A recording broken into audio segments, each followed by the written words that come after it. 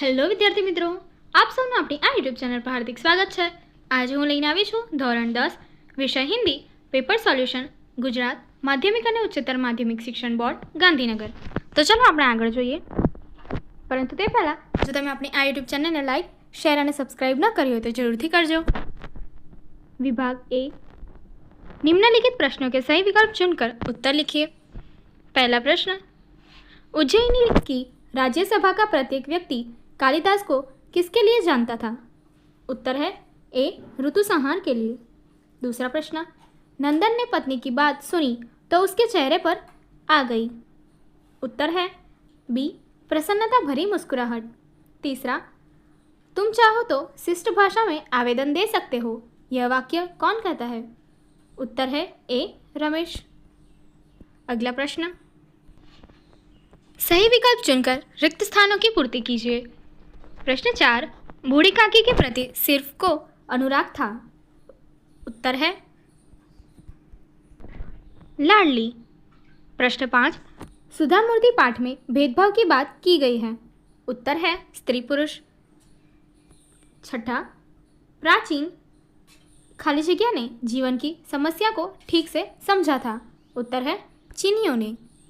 अगला प्रश्न, निम्नलिखित प्रश्नों के सही विकल्प चुनकर वाक्य पूर्ण कीजिए। हरिण शावक को पाना कालिदास के लिए।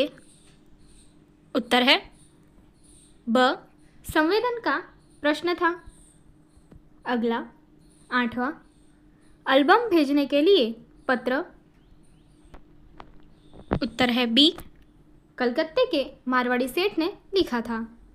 अगला प्रश्न, जब लोग अमीर बनने की कृत्रिम चाव में फंस जाते हैं। उत्तर है क, तब वे अंतःकरण की अमीरी की सुगंध खो देते हैं। अगला प्रश्न, निम्नलिखित प्रश्न के उत्तर एक एक वाक्यों में लिखिए। पहला, बुढ़ापे में बूढ़ी काकी की समस्त इच्छाओं का केंद्र कौन सी इंद्रिय थी? उत्तर, बुढ़ापे में बूढ़ी काकी की समस्त इच्छाओं का केंद्र स्वादेंद्रिय थी। अगला प्रश्न, अमीर धन कैसे कमाता है? उत्तर, लेखक के अनुसार अमीर दूसरों को उल्लू बनाकर धन कमाता है। निम्नलिखित प्रश्नों के उत्तर 2-3 वाक्यों में लिखिए। प्रश्न 12, उज्जैनी की राज्यसभा कवि कालिदास का सम्मान किस तरह करना चाहती थी? उत्तर, उज्जैनी की राज्यसभा का प्रत्येक व्यक्ति ऋतु संहार के लेखक कवि कालिदास को जानता है। सम्राट ने स्वयं ऋतु संहार पढ़ा है और उसकी प्रशंसा की है, इसलिए उज्जैनी की राज्यसभा कवि कालिदास को राजकवि का सम्मान देकर उन्हें सम्मानित करना चाहती है।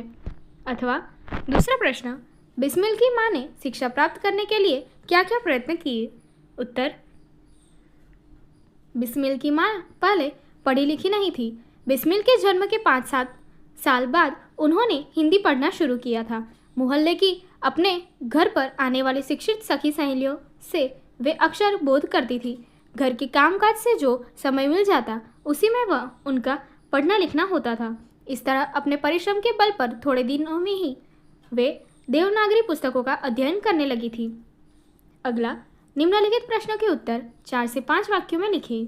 प्रश्न 13, वृद्ध सरकारी कर्मचारी ने लेखक के प्रश्न का उत्तर किन किन उदाहरणों से समझाया? उत्तर, वृद्ध सरकारी कर्मचारी लेखक के मित्र थे। लेखक ने जब उनसे अपने देश के उन्नति करने का कारण पूछा तो उन्होंने उत्तर दिया कि आपके देश के लोगों में जिम्मेदारी की भावना नहीं है। लोग दूसरों के प्रति अपने कर्तव्यों को नहीं जानते। लिए गए काम को पूरा करने का गुण लोग भूल गए हैं, इसीलिए किसी को किसी पर विश्वास नहीं है। खाने की दावत हो तो मेजबान को यह विश्वास नहीं होता है कि मेहमान समय से आएंगे और मेहमान को यह विश्वास नहीं होता है कि समय पर जाने से खाना मिल जाएगा। गृहस्थ को यह विश्वास नहीं होता कि धोबी और दर्जी वादे पर कपड़े दे जाएंगे और धोबी और दर्जी को यह विश्वास नहीं होता कि उन्हें समय पर दाम मिल जाएंगे। रेलगाड़ी से यात्रा करने वाले को विश्वास नहीं होता कि पहले से बैठे यात्री उसे स्थान देंगे और पहले से बैठे यात्रियों को यह विश्वास नहीं होता कि आने वाला यात्री आने पर व्यर्थ का शोर नहीं मचाएगा। पैदल चलने वाले को यह विश्वास नहीं होता है कि आगे चलने वाला व्यक्ति अपना छाता इस तरह खोलेगा कि छाते की नोक से उसकी आंख न फूट जाएगी। आगे चलने वाले व्यक्ति को यह विश्वास नहीं होता कि पीछे वाला व्यक्ति उसे धक्का नहीं देगा। किसी को किसी पर यह विश्वास नहीं है कि केले, नारंगी का छिलका या सुई, पिन आदि इस तरह वह न छोड़ेंगे जिससे दूसरों को कष्ट पहुंचे। यहाँ के लोग अपनी तात्कालिक सुविधा देखते हैं, दूसरों के प्रति वे अपने कर्तव्यों का अनुभव नहीं करते हैं। अथवा में दिया गया प्रश्न, बाहर ही नहीं अंदर से श्रीमंत अथवा अमीर बनना ही पैसे बचाने की कला है, समझाइए। धन कमाने पर आदमी श्रीमंत अथवा अमीर बनता है, इससे वह दुनिया में सम्मानपूर्वक जीना चाहता है। लेकिन केवल धन से ही आदमी को सम्मान मिलना मुश्किल होता है। आदमी को सम्मान तभी मिलता है जब वह बाहर और अंदर दोनों से धनवान बने, अर्थात व्यक्ति को ऊपर से श्रीमंत होने के साथ साथ उदार भी होना चाहिए। उसे अपने धन से गरीबों और असहाय लोगों की सहायता करनी चाहिए, तभी आदमी बाहर और अंदर दोनों से श्रीमंत कहा जा सकता है। तभी उसके पास उसके पैसे का सदुपयोग होता है। जब वह बाहर अंदर दोनों तरफ से श्रीमंत या अमीर होता है, तभी वह अपने पैसे को बचाने अथवा उसका सही उपयोग करने में समर्थ होता है। पैसा बचाने यानी उसका सदुपयोग करने की कला है। निम्नलिखित कथनों का आशय स्पष्ट कीजिए। पहला प्रश्न, लातों के भूत बातों से नहीं मानते। समाज में दो तरह के लोग होते हैं। कुछ लोग प्रेम से कहने पर कोई काम करते हैं तो कुछ लोग लाख समझाने पर भी वह काम नहीं करते, लेकिन मारने या डांटने पर वे उस काम को करने के लिए तैयार हो जाते हैं। ऐसे लोग प्रेम की भाषा नहीं समझते।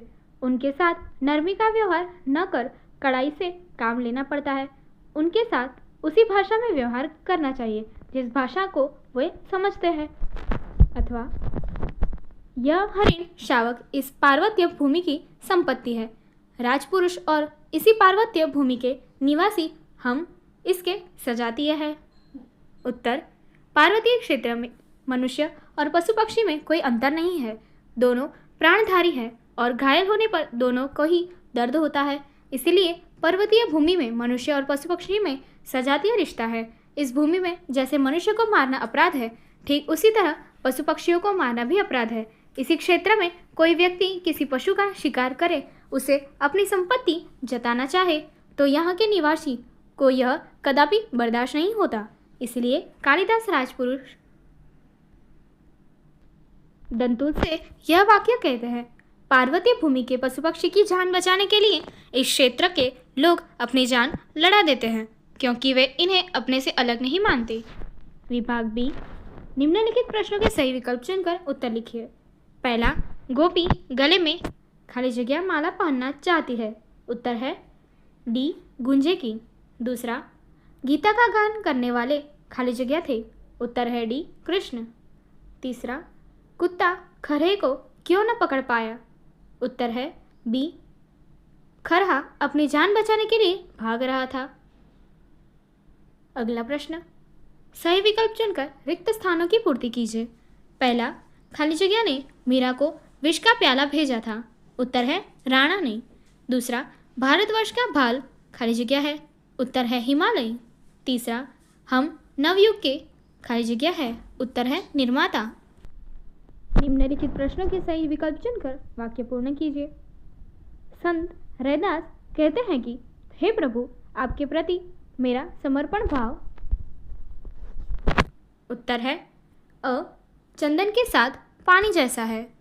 अगला, इंद्रधन रह गया क्योंकि। उत्तर है बी, पेड़ के प्रति तोते की गहरी आत्मीयता देखकर। तीसरा प्रश्न है, अमीर खुसरो की पहेली में समोसा। उत्तर है बी, तला नहीं था। निम्नलिखित प्रश्नों के उत्तर एक एक वाक्य में लिखिए। पहला प्रश्न, पशु योनि में जन्म मिलने पर कवि क्या करना चाहते हैं। उत्तर, पशु योनि में जन्म लेना कवि के वश में नहीं है, परंतु कवि इतना ही चाहता है कि प्रतिदिन उन्हें नंद की गायों के बीच चरने का मौका मिले। दूसरा प्रश्न, कवि को चश्मे और फूल कैसे लगते हैं। उत्तर, कवि को चश्मे रुमानी और फूल हिमानी लगते हैं। निम्नलिखित प्रश्न के 2-3 वाक्यों में लिखिए। पहला प्रश्न, ढोंगी साधु मौन व्रत क्यों धारण करते हैं। उत्तर, ढोंगी साधुओं के आसपास कभी कभी कुछ लोग विभिन्न विषयों पर तर्क करने के लिए आते हैं। वे साधुओं से अपने प्रश्नों के उत्तर की अपेक्षा करते हैं। ढोंगी साधु इस प्रकार के प्रश्नों के उत्तर से अनभिज्ञ होते हैं। ऐसे अवसर पर ढोंगी साधुओं के समक्ष धर्म संकट पैदा हो जाता है। इस समस्या से निपटने के लिए ढोंगी साधु मौन व्रत धारण करने का बहाना बना लेते हैं। यह युक्ति अपनाने से ढोंगी साधुओं से कोई भी व्यक्ति तर्क करने की हिम्मत नहीं करता। अथवा तोते ने सूखे वृक्ष पर रहने का कारण क्या बतलाया? क्या आप उसे ठीक समझते हो? उत्तर: तोते के अनुसार जन्म से लेकर अब तक इस हरे भरे पेड़ ने सुख दुख में उसका साथ दिया। आज उसके बुरे दिनों में उसे छोड़कर तोता कहीं नहीं जाना चाहता। मेरे मतानुसार तोते की बात सही है। साथ ही पहचान बुरे दिनों में होती है। तोते ने सच्चे साथी का फर्ज निभाया है। निम्नलिखित प्रश्नों के उत्तर 4-5 वाक्यों में लिखिए।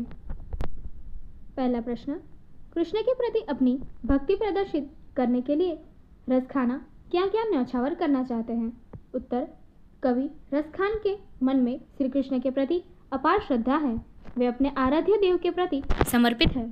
श्री कृष्ण का लकुटी और कमली लेकर गायों को चराने के लिए वन में जाने वाला रूप उनके मन में समाया हुआ है।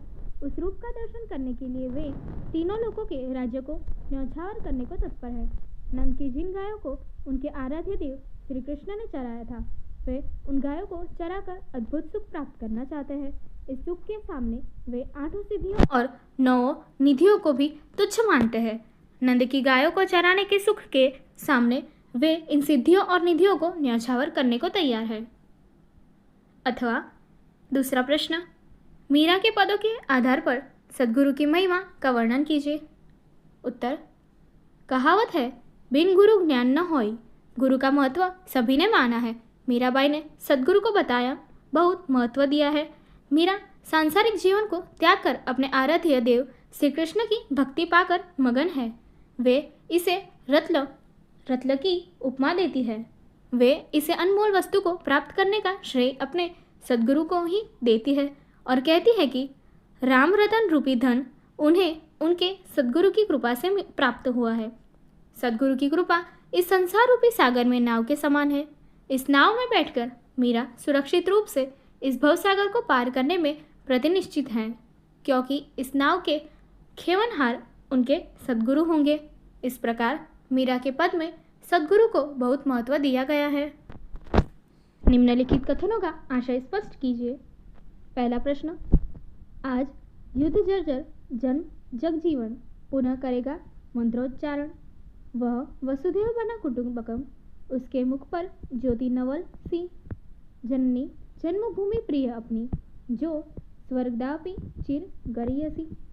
उत्तर: कवि कहते हैं कि आज समस्त विश्व के लोगों का जीवन युद्ध की विभीषिका से त्रस्त और जर्जर हो चुका है। हमारा देश मानव जाति को युद्ध से छुटकारा दिलाने के लिए आज फिर मंत्रोच्चार कर समूचे विश्व में शांति का प्रचार करेगा। वह पृथ्वी पर रहने वाले सभी लोगों को एक साथ मिलजुल कर रहने वाले एक विश्व परिवार की भावना का प्रचारक बन गया है। उसके मुख पर नई चमक है। कवि कहते हैं कि हमारी प्रिय जन्मभूमि भारत माता स्वर्ग से भी अधिक श्रेष्ठ है। अथवा जब भी भूख से लड़ने से कोई खड़ा हो जाता है, सुंदर दिखने लगता है। उत्तर देखते हैं। कवि कहता है कि भूख से मुक्ति पाने का मार्ग संघर्ष है। जब कोई प्राणी भूख से मुक्ति पाने के लिए संघर्ष करता है तो वह बहुत सुंदर दिखाई देने लगता है। भूख मिटाने के लिए प्राणी कुछ भी करने के लिए तत्पर हो जाता है। यह तत्परता संघर्ष में बदल जाती है और संघर्ष से सौंदर्य जन्म लेता है। विभाग सी, निम्नलिखित कहावत का सही अर्थ दीजिए। पहला: तू डाल डाल में पात पात। उसका अर्थ है एक चालक हो और दूसरा उससे भी बढ़कर चालक हो। दूसरा प्रश्न: निम्नलिखित शब्दों समूह के लिए एक शब्द लिखिए। छोटे छोटे टुकड़े करना। उत्तर है कुतरना। तीसरा प्रश्न: निम्नलिखित संधि को छोड़िए। तो यहाँ पर निर्दोष के लिए दिया है निस वत्ता दोष, निर्दोष। अगला प्रश्न: निम्नलिखित संधि को मिलाइए।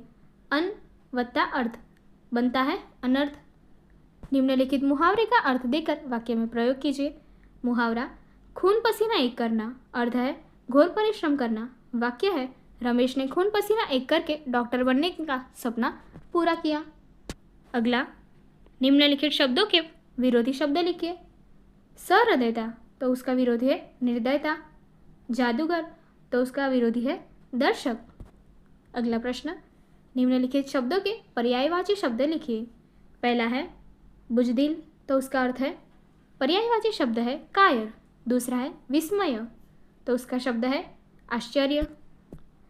अगला प्रश्न, निम्नलिखित शब्दों की भाववाचक संज्ञा लिखिए।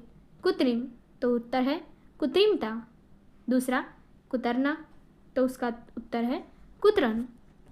अगला प्रश्न, निम्नलिखित शब्दों के विशेषण बताइए। पहला है संसार, उत्तर है संसारिक। दूसरा है आनंद, उत्तर है आनंदित। अगला प्रश्न, निम्नलिखित शब्दों के कर्तवाचक संज्ञा लिखिए। तो पहला है डाक तो उत्तर है डाकिया। दूसरा है आतंक तो उत्तर है आतंकी। निम्नलिखित शब्दों का समास पहचानिए। तो पहला है सेवा समिति तो उत्तर है तत्पुरुष समास। और दूसरा शब्द है बेशर्म तो उसका उत्तर है बहुव्रीहि समास।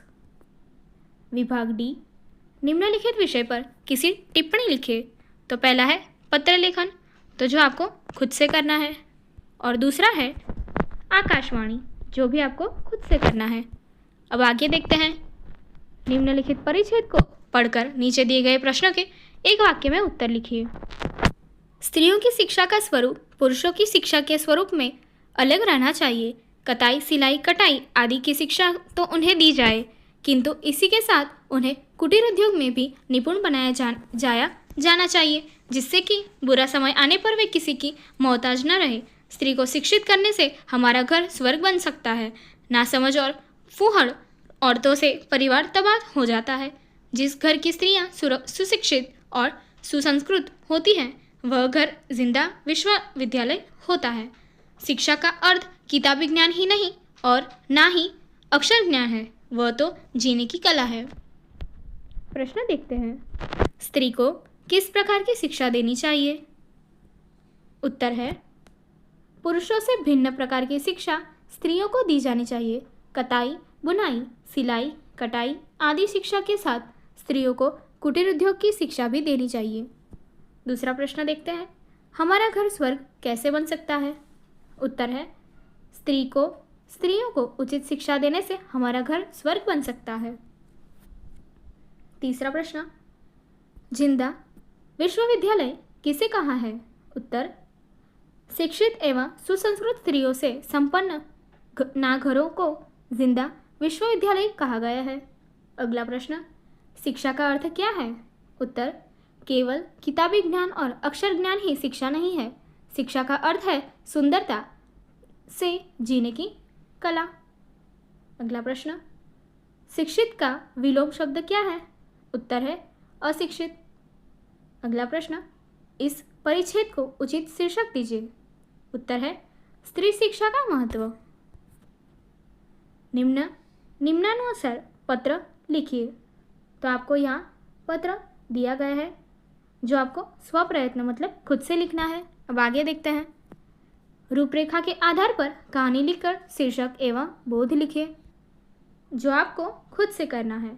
अगला प्रश्न, किसी एक विषय पर करीब 150 शब्दों में निबंध लिखिए।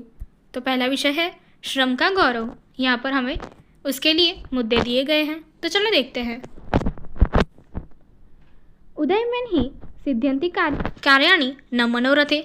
यह संस्कृत कहावत कड़ी मेहनत उद्यम के महत्व पर जोर देती है। बाइबल में यह भी लिखा गया है कि मनुष्य को बिना परिश्रम के भोजन नहीं करना चाहिए। भगवत गीता भी मनुष्य को बिना परिश्रम किए भोजन न करने का आग्रह करती है। वर्तमान युग में महात्मा गांधी ने श्रम की गरिमा को फिर से स्थापित करने में एक उल्लेखनीय योगदान दिया है। आदमी अपने भाग्य का वास्तुकार है। प्रेरणा में उम्र बदलती है। प्राचीन काल के पीछे ड्राइविंग बल ज्ञान था। नॉलेज इज पावर को कभी नॉलेज इज पावर कहा जाता था। तब मध्य युग में बल को प्रमुखता मिली और बलियान भीग और मारे तेनी तलवार का अर्थ हो सकता है शक्ति जैसे नारे प्रचलित हो गए। फिर औद्योगिक क्रांति के मुद्दे नज़र मशीनीकरण उप उपनिवेशीवाद और पूंजीवाद के आगमन के साथ मनी इज पावर जैसे नारे समाजवाद की प्रेरक शक्ति बन गए और मनी इज गॉड जैसे नारे व्यावहारिक हो गए। श्रम अब पूरी दुनिया में श्रम शक्ति यानी श्रम ही शक्ति है के मंत्र का जाप किया जाता है और परिश्रम एक पारसमणि जैसे नारे प्रचलित हो गए हैं। श्रम मानव जीवन का प्राण है। श्रम का गौरव शब्दों या भाषण या बात से नहीं बढ़ता है। उपलब्धियां उन लोगों को पसंद आती हैं जो पसीने में नहा जाते हैं और भाग्य बिना मेहनत के अपंग है। आदि बहुत दिलचस्प है, लेकिन जब घर या स्कूल में श्रम करने की बात आती है तो कड़ी मेहनत की बात आती है। वे अपनी नाक उठाकर श्रम के प्रति घृणा दिखाते हैं। अपराधी अमनोन है। समाज और राष्ट्र में अंग्रेजों ने दो बड़े वर्ग विभाजन, कार्यकर्ता और बुद्धिजीवी बनाकर हमें हमेशा के लिए मानसिक गुलाम बना दिया है। यह शर्म की बात है कि हम अभी तक श्रमिकों के लिए श्रम और प्रेम का सम्मान नहीं कर पाए हैं। विदेश में हमारी स्थिति काफ़ी अलग है। वहाँ हर शिक्षित व्यक्ति अपना खुद का काम करता है। श्रम का इतना महत्व है कि आत्मनिर्भर मजदूर बौद्धिक से कई गुना अधिक कमाता है। एक व्यक्ति वहाँ नहीं रह सकता है अगर वह अपना काम नहीं करता है। स्टेशन पर लोगों के लिए स्टेशन पर अपना सामान लेने, घर पर काम करने या माली के लिए न हो है और न ही सस्ती है। हमारे देश के युवा को इंग्लैंड, अमेरिका इत्यादि में जाते हैं पढ़ाई करने या पैसा कमाने के लिए। सभी काम खुद करते हैं, लेकिन कभी कभी जब वे देश का दौरा करते हैं तो वे यह किसी भी गृह कार्य करने की तुलना में अधिक शर्मिंदा महसूस करते हैं। क्या भारत की धरती पर श्रम के लिए नफरत पैदा हुई है? दुनिया के सभी धर्मों, धार्मिक पुरुषों और महापुरुषों ने श्रम की महिमा गाई है। इतना ही नहीं, अपने निजी जीवन में श्रम को प्राथमिकता देकर उन्होंने कड़ी मेहनत करने वाले जीवन दिखाया है। महात्मा गांधी जी ने अपने वास्तविक जीवन और आश्रम जीवन के कामकाजी जीवन के कई प्रयोग करके दुनिया को लेबर प्राइड बनाने का अनुरोध किया है। एक दार्शनिक के पत्थर को कड़ी मेहनत करने के पीछे उद्देश्य यह है कि अगर कोई व्यक्ति कड़ी मेहनत करता है तो आजीविका कमाता है तो उसका मानसिक और शारीरिक स्वास्थ्य बहुत अच्छी तरह से बनाए रखा जाएगा, और अगर यह किसी पर बोझ नहीं बनेगा तो सामाजिक जीवन भी स्वस्थ और आत्मनिर्भर हो जाएगा। अगला विषय है यादगार यात्रा संस्मरण। तो चलिए देखते हैं। यदि छात्र चरण में यात्रा का शौक विकसित किया जाता है तो मानव यात्रा से ऊब नहीं है। यात्रा एक महान गतिविधि है जो दिल, दिमाग और आत्मा को व्यापक, उदार और मजबूत बनाती है। मूल्यवान जीवन निर्माण गुण जैसे कि उद्यमशीलता, सहिष्णुता, मानवता, निपुणता और नियमितता यात्रा के माध्यम से पनपे हैं। छात्रों में सौंदर्य शास्त्र विकसित होता है। सहयोग की भावना की खेती की जाती है। एक को मुस्कान के साथ कठिनाइयों को दूर करने के लिए प्रशिक्षित किया जाता है और एक को सटीकता के साथ सबसे छोटे विवरण की योजना बनाने की आदत होती है। इस सत्य की दृष्टि और वास्तविकता मुझे सौराष्ट्र की यात्रा के दौरान मिली थी। हमारे 10वीं कक्षा के 45 छात्रों, भाई बहनों और शिक्षकों ने इस यात्रा को विस्तार से और सावधानीपूर्वक आयोजित किया था। यात्रा की तैयारी इतनी गणना और व्यावहारिक थी कि शुरुआत से अंत तक कोई असुविधा नहीं थी। सुबह अहमदाबाद से एसटी बस में हम जूनागढ़ के लिए रवाना हुए। हम देर शाम जूनागढ़ पहुंचे। पत्र द्वारा इसकी सूचना पहले ही दी गई थी, इसलिए बलिया काका के लॉज में लैंडिंग और भोजन की सुंदर व्यवस्था देखकर पूरे दिन बस से यात्रा करने की थकान दूर हो गई थी। सभी देर से परिवार के साथ बात करने के बजाय उल्टे चले गए। सुबह जल्दी उठकर वे तैयार होकर गिरनार की तलहटी में पहुंच गए और दिन के समय से पहले जितने कदम चल सकते थे चढ़ने की जल्दी की। हम सब बड़ी खुशी के साथ आखिरी टुक पर गए। यहाँ से जूनागढ़ शहर और नीचे के प्राकृतिक सौंदर्य बंद कर दिया गया। नीचे उतरने के बाद हम ऊपरकोट का किला, आदि वाव, नवघन कुओं, नरसिंह मेहता का चोरो, दामोदर कुंड, म्यूजियम गार्डन, बाजार आदि को देखकर वापस धर्मशाला आ गए। थोड़ा आराम किया और शाम को 4 बजे अपनी बस से शारदग्राम पहुँचे। इस 36 घंटे शारदग्राम में रहे। शैक्षिक माहौल, सुबह और शाम की प्रार्थना और संगीत प्रसारण, अन्नपूर्णा भोजनालय का सात्विक और स्वादिष्ट भोजन, कर्मचारियों के बीच प्रचलित पारिवारिक भावना, नारियल और अंगूर की फसलों का शानदार उत्पादन, स्नान में खुली हवा में मीरा और मैरी गो राउंड, हम कई विशिष्टताओं को देखकर धन्य हो गए। वहाँ से हम वापस मांगलोर गए और योजना के अनुसार वेरावल गए। हमें वेरावल से भगवान सोमनाथ के दर्शन करने थे। भालका तीर्थ और अन्य सभी धार्मिक स्थलों के रास्ते में हम नीचे आए और दर्शन का लाभ प्राप्त किया। दोपहर के लगभग 11 बजे हम प्रसिद्ध तीर्थ स्थल सोमनाथ पहुँचे। मैंने अपने जीवन में पहली बार समुद्र देखा, इसलिए मैं खुश नहीं था। भगवान सोमनाथ का भव्य मंदिर, शिवलिंग के दर्शन और दोपहर की आरती के भक्तिमय माहौल को देखकर मैं अभिभूत हो गया था।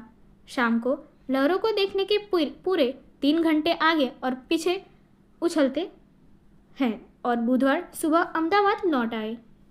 यह छोटी और महत्वपूर्ण यात्रा मेरे दिमाग में बनी हुई है। जूनागढ़ गिरनार की ऐतिहासिक भूमि को देखकर मुझे राखीगढ़ रणक देवी और काका मंजारी की याद आ गई।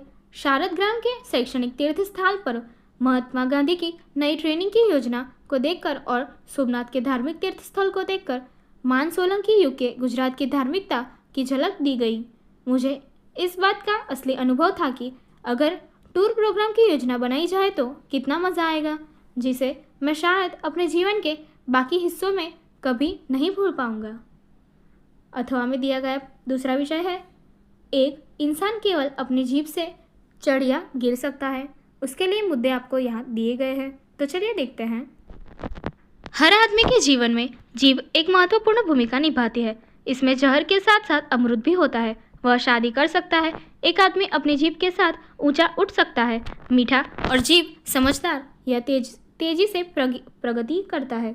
यदि वह नौकरी करता है तो वह अपनी मीठी जीभ से सेठ के मन को जीत लेता है। नतीजतन हर साल उनका वेतन बढ़ाया जाता है। यदि वह सरकारी नौकरी में है तो उसे एक बेहतर नौकरशाह का पक्ष मिल सकता है और उसे आसानी से पदोन्नत किया जा सकता है। यदि वह एक व्यापारी है तो उसे अपने ग्राहकों की चाय मिलती है और उसका व्यवसाय फूलता फूलता रहता है। लेकिन जैसे कि जीभ एक आदमी को ऊपर उठाती है, वह उसे कम करती है। यदि नौकर असभ्य या अंधाधुंध बोलता है तो उसकी नौकरी चली जाती है। यदि वह दुकान का या कार्यालय या अन्य कर्मचारियों के साथ खुलकर बात नहीं करता है तो वे उसका पतन की नींव खोदना शुरू कर देते हैं। यदि कोई व्यापारी अपने ग्राहकों के प्रति असभ्य प्रतिक्रिया करता है, यदि वह विवेकपूर्ण तरीके से उनका जवाब नहीं देता है तो उसका घर टूट जाएगा। उस स्थिति में यदि व्यावसायिक जीभ में कड़वाहट है तो उससे उसका माल का उपभोग नहीं किया जाना चाहिए। इसके अलावा अगर वह विकृत नेताओं के साथ बातचीत में किसी भी तरह से बात करता है तो उसका सिर चकरा जाएगा। यदि वह सरकारी अधिकारियों के सामने किसी भी तरह से बात करता है तो वह कोटा, लाइसेंस आदि में कहीं ना कहीं एक कील लगाएगा। अगर कोई राजनीति में ऊंचा उठने के बाद अपने भाषण में अहंकार दिखाता है तो उसका करियर समय से पहले ही मिट जाएगा। लफाजी जीभ की कला है। यह राजनीति में बहुत उपयोगी हो सकता है। एक अच्छा नेता अपने व्यक्तित्व की कला के माध्यम से लोगों का दिल जीतता है और एक उच्च स्थान प्राप्त करता है। Hitler, Mussolini, Abraham Lincoln, Churchill, Disraeli आदि जैसे इस कला के शौकीन थे। इंडोनेशियन राष्ट्रपति सुकर्णो ने अपनी बयानों से लाखों श्रोताओं और मंत्रमुग्ध कर दिया। जीभ वकील का मुख्य हथियार है। यही कारण है कि वे अक्सर जीतते हैं और हारते हैं। सात्विक और आध्यात्मिक जीवन में कभी भी कोई भी व्यक्ति जीभ के साथ आता है। वह आदमी जो सच बोलता है और किसी की निंदा नहीं करता है और विनम्रता दिखाता है, और जो आदमी झूठ बोलता है, दूसरों की निंदा करता है, वाणी में अभिमान दिखाता है, अपमानित होता है। हम जानते हैं कि कई ऋषि की तपस्या जिन्होंने अपनी जीभ से क्रोध की आग बुझाई थी, धोया गया है। जीभ स्वास्थ्य को बनाए रखती है और स्वास्थ्य को भी नुकसान पहुंचाती है।